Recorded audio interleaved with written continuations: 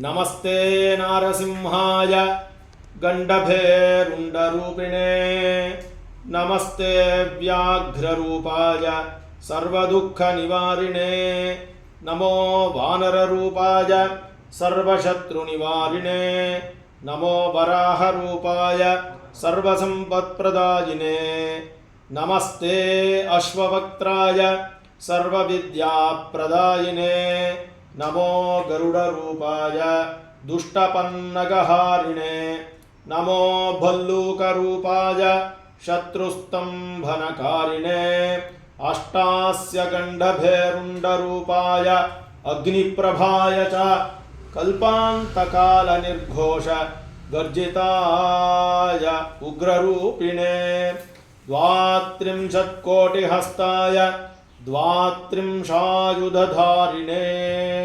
ॐ तत्सत् वृषभञ्चर्षणीनां विश्वरूपमदाभ्य बृहस्पतिं वरेण्यं श्रीकण्ठभैरवस्वामिने नमः। ध्यायामि आवाहयामि आसनं समर्पयामि।